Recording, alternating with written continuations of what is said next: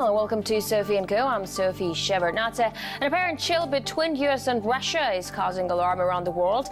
But despite the diplomatic blows traded over Ukraine, cooperation on other matters goes on as usual. Is this latest quarrel just a passing storm? Or are tensions between Russia and the West more than just misunderstandings? Jack Matlock witnessed the end of the Cold War in Moscow while serving as the US ambassador, and he is my guest today. The new US-Russia-Crimea row pushes the country's relations to a new low. Washington is threatening Moscow with diplomatic isolation, devastating sanctions, and other unspecified costs. What went wrong after the famed reset? How serious is the current split? Is the Cold War back? Jack Matlock, former U.S. ambassador in Moscow, a long-term Russia specialist in the State Department. It's great to have you on our program today. So President Obama has said this isn't a new Cold War because Russia isn't leader of any bloc of countries and there is no ideological agenda. So what would you call it? Well, I think what we're hearing is rhetoric that is reminiscent of the Cold War. But you know, the issues now, important as they are nothing like the issues we dealt with during the Cold War. There we had a worldwide confrontation of two ideologies and an arms race that was getting out of control and confrontation in many, many areas. As serious as the problems are in Ukraine, they are not in any way comparable to the ones we had during the Cold War. But nevertheless, you've called the language used between Russia and the U.S. more strident. How does it compare to Cold War days? Well, you know, the language during much of the Cold War was very severe. Toward the end of the Cold War, that is, I would say from the late 1980s,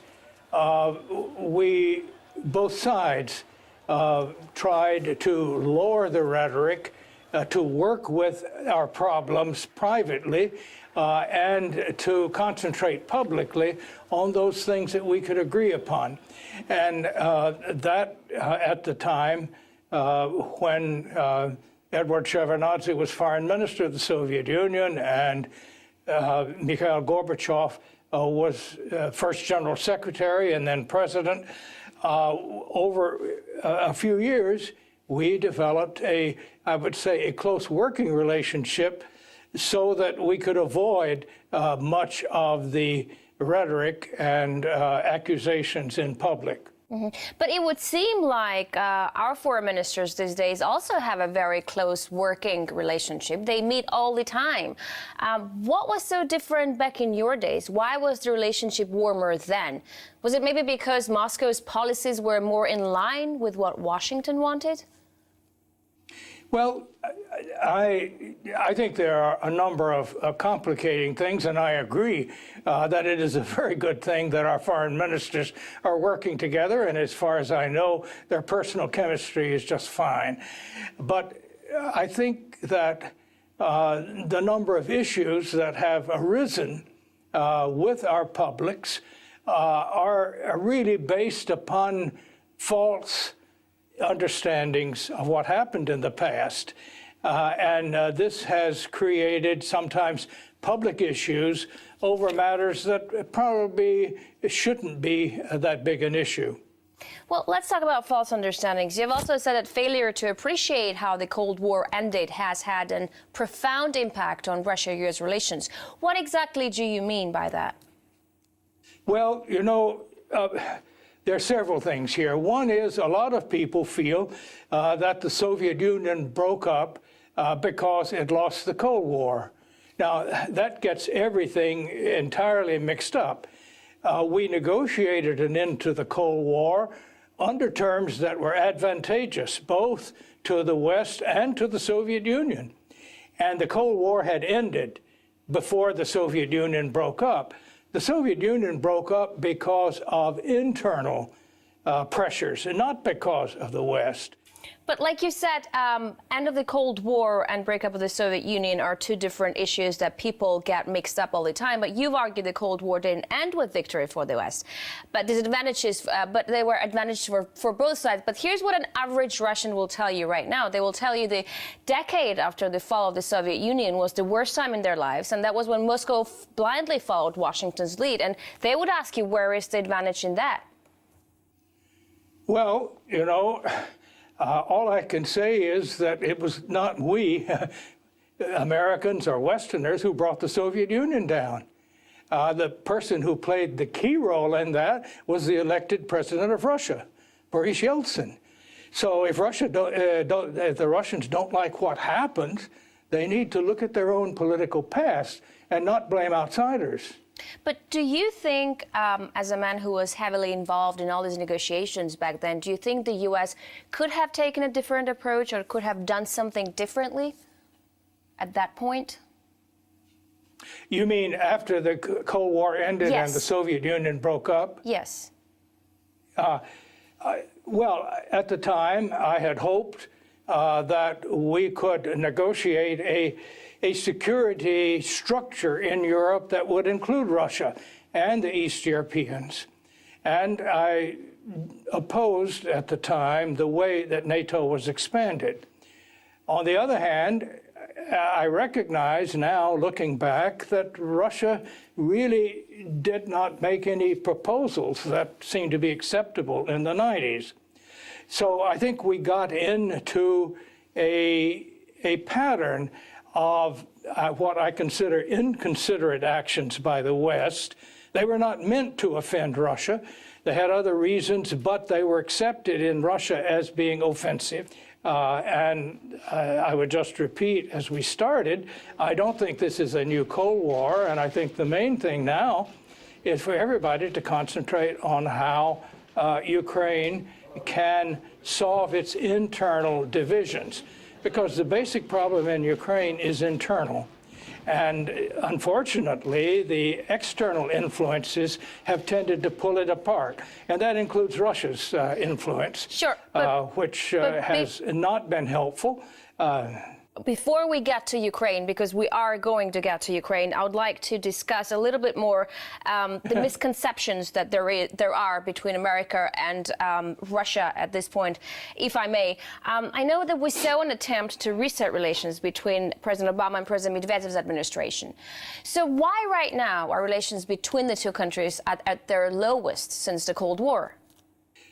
Well, I think one thing, I think we had the American reaction to what seemed to be a steady movement by Russia to restrict democratic rights, to make the political process much more difficult, and to restrict the media, to control it.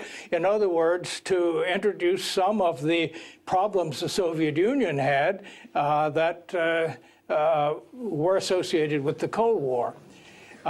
When Americans and West Europeans commented on these things, usually there was a very negative reaction from Russia, saying, well, this is our internal affairs, they're none of your business.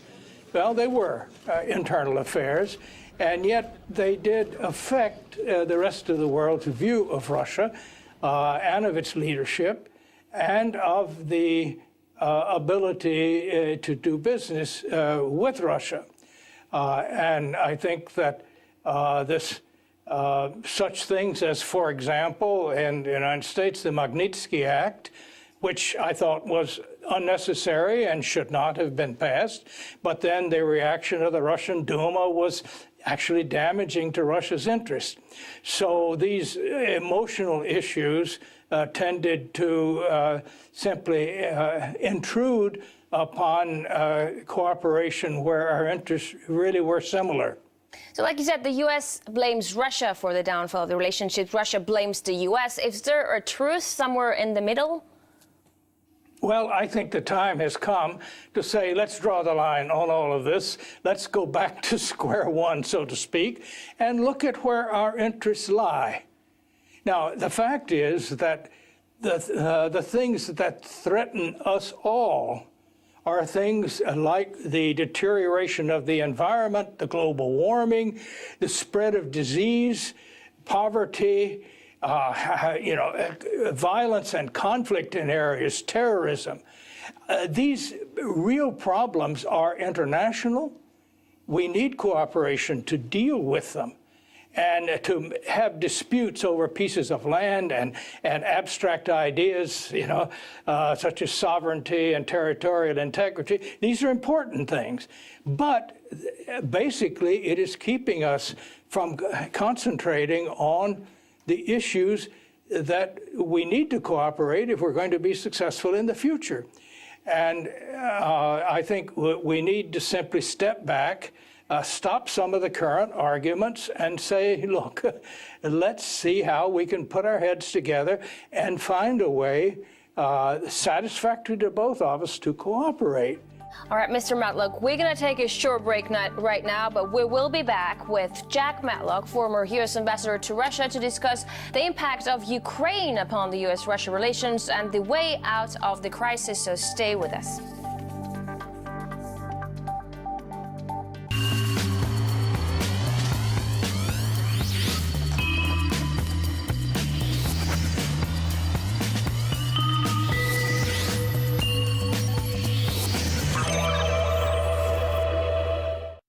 We're back with Jack Matlock, former U.S. ambassador in Moscow. Welcome back. It's great to have you with us. So, do you think Russia has grounds to see the United States as a threat? Because as I understand, the biggest sticking point is NATO expansion, of course.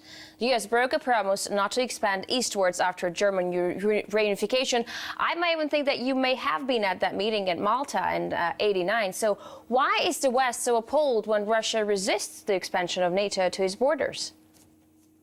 Well, I don't think Russia should see the United States as a threat. I think that I know that, as I said, in my opinion, we have made some mistakes in the past. Russia has also made mistakes in the past, but that I think it is clear that the United States is going to be much more careful in the future about using its armed forces abroad. And this has its good aspects and its bad aspects. The bad aspects is that we're not going to be there to help on some of these local struggles. We're simply not going to sacrifice our people anymore in getting into fights by other people. The American people are simply against that. So the idea that somehow we are going to use military force in the future in anything other than the direct defense of ourselves and our former allies is simply not correct. And as a matter of fact, I think that any even implied use of military power and the sort of differences we have is very unwise and negative. It is simply not going to happen. We're not going to have war with each other. That would be absolutely insane. And therefore, I think the whole idea that the United States is a threat or could be has been a very mistaken idea in Russia. But do you see why Russia feels betrayed when it says that you guys promised us not to expand NATO to my borders? There wasn't going to be an inch expansion towards it. That's what former Secretary James Baker said at that meeting to Edward Shevardnadze and Mikhail Gorbachev. They took the word for it. So here we are, 20-something years later. And it seems like Americans are saying, well, it's our promise. We gave it to you so we can have it back. Do you see why Russians are feeling betrayed? I think to say that there were any sort of promises regarding Eastern Europe is wrong. Now, there was a policy, and I pointed this out when the question of NATO expansion was raised later by a different administration entirely. And that is that I thought we had no reason to expand the full NATO military organization to the east until we had an agreement that would put Russia in a European defense structure.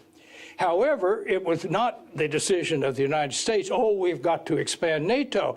It was the East Europeans, the Poles, the Czechs, the Hungarians that said, look, we need protection. After all, there was a pact between Nazi Germany and the Soviet Union when Stalin was running it to divide us. There is a history there. We have been occupied, a communist system forced upon us. We need that protection. Now, it was their impetus that caused NATO to start expanding. Now, I personally had hoped we could do it a different way, but I must say that the Russian government at that time came up with no good alternatives. So, I can't just blame one side for this. I think it is unfortunate because I think that there should have been a greater Western effort, American and West European, to make sure we had brought Russia into a security structure and that we had encouraged, done more to encourage a rapprochement and understanding between the East Europeans and Russia.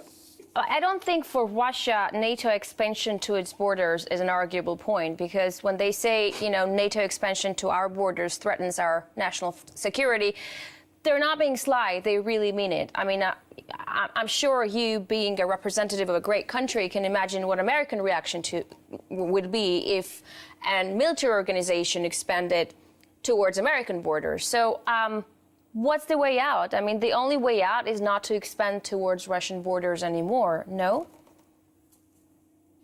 Well, frankly, I have never thought that it was a good idea to think about or talk about extending NATO to Ukraine and Georgia for quite different reasons.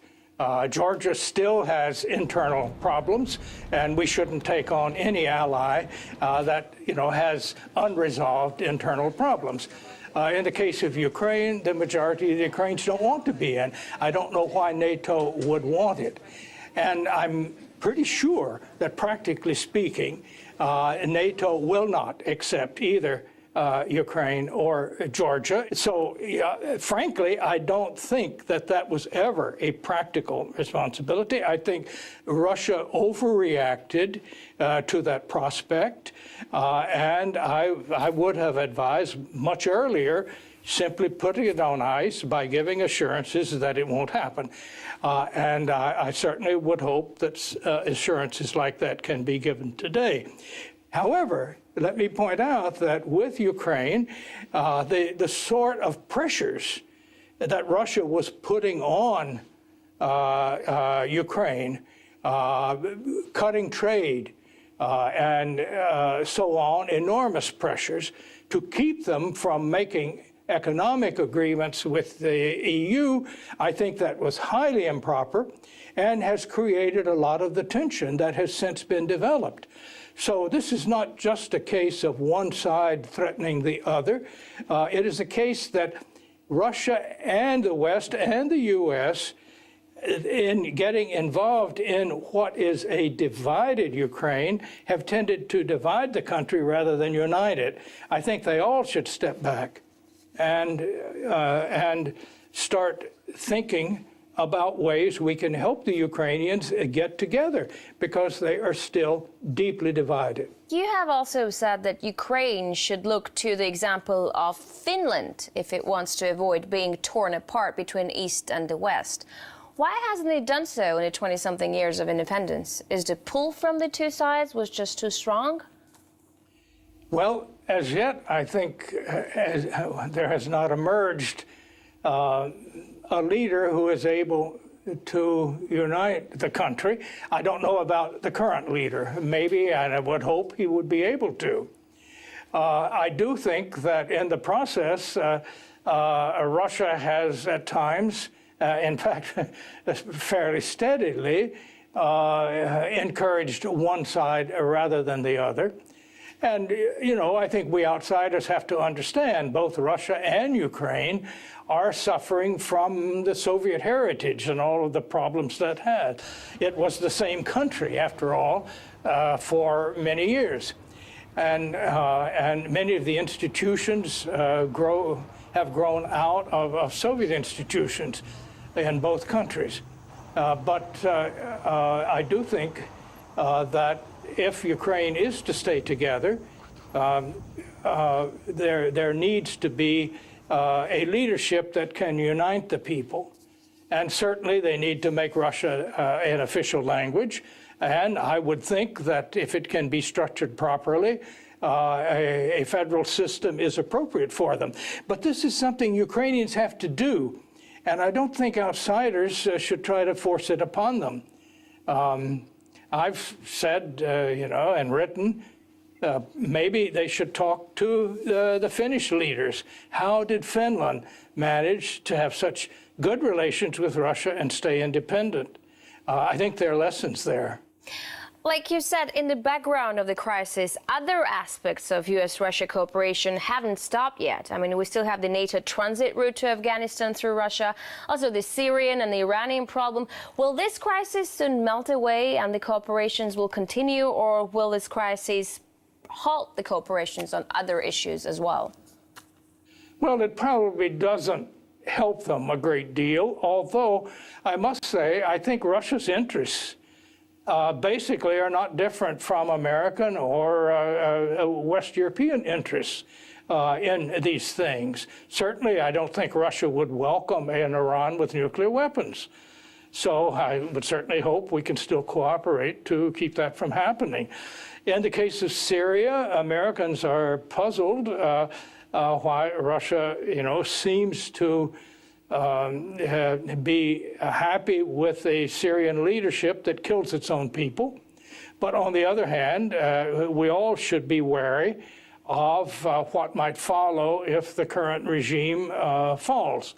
But I think that there should be more Russian pressure on the Syrian president to stop his attacks on civilians. And also to negotiate. But that's something that I think Russia will decide where its interests are, as will others. So I would hope that on these other issues, this will not have any great effect. There is really no reason for the disputes over Ukraine to spill over into areas where both sides have an interest in solving the problem. Mr. Matlock, thank you very much for this interview. It's been great talking to you. We're talking to Jack Matlock, ex-American ambassador to Moscow, a long-term Russia policymaker in the State Department. We're talking about what's going on between Russia and America right now and how could we possibly solve the crisis over Ukraine. That's it for this edition of Sophie & Co. We'll see you next time. Thank you.